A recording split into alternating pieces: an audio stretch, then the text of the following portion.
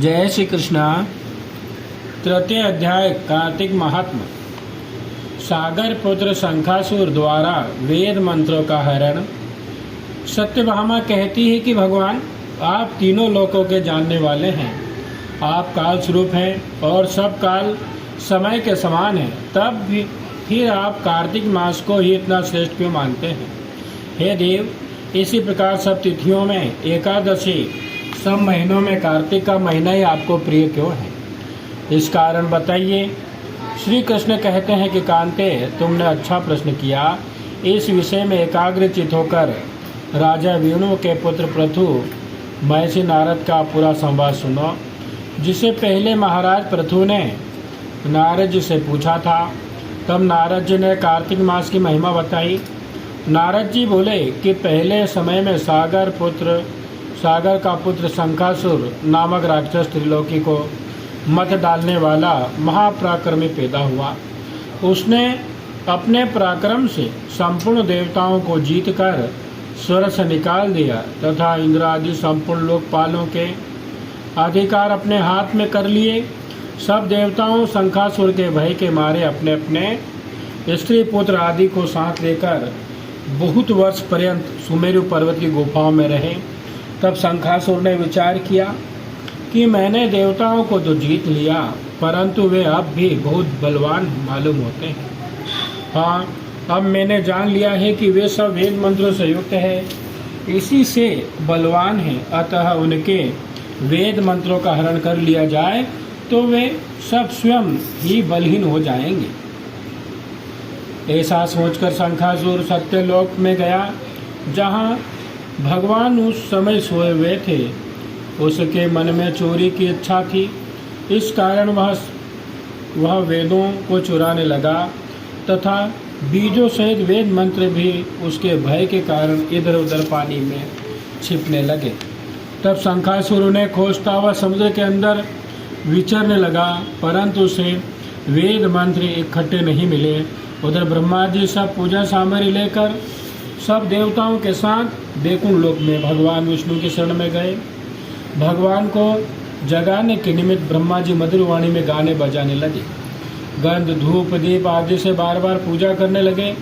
उनकी पूजा से संतुष्ट होकर भगवान ने नेत्र खोले।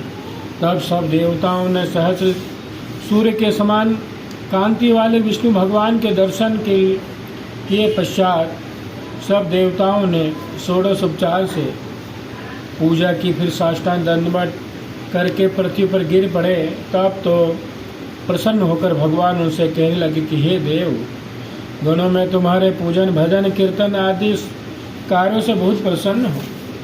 आप लोगों की मनोकामना में पूर्ण करूंगा, यही वर देता हूँ। और कहा कि अश्विन शुक्ल पक्ष के एकादशी से लेकर देवउठनी एकादशी तक जो भी मनुष्य ब्रह्म मुहूर्त में प्रातःकाल तुम्हारी तरह मेरा भजन कीर्तन तथा पूजन करेंगे, वे सब मुझे प्यारे होंगे और मुझे प्राप्त होंगे। पाठ अर्घ आचमन आदि से सामग्री एवं पूजा का सामान तुम मेरे निमित्त लाए हो। वह अनंत गुणकारी होकर तुम्हारे लिए उत्तम फलदायक होंगे। तुम्हारे यहाँ आने की हमको सब बातें ज्ञात हो गई।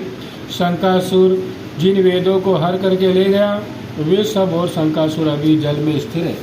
इसलिए मैं शंखासुर को मारकर वेदों को ले आऊँगा।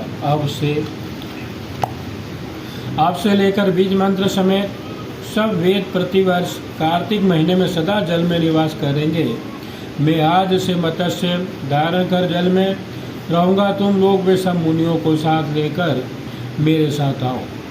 इन दिनों में इस लोक में जो मनुष्य प्रातः काल स्नान करने से निश्चय ये ज्ञान स्नान के फल को प्राप्त होंगे। अतः हे देवराजेंद्र, जो लोग कार्तिक मास में नियम पालन करते हैं, उनको तुम मेरे लोक में पहुंचा दिया करो और उनकी सब आपत्ति तथा विघ्नों से रक्षा करते रहना। हे वरुण, तुम उनको पुत्र पौत्र आदि देते रहो।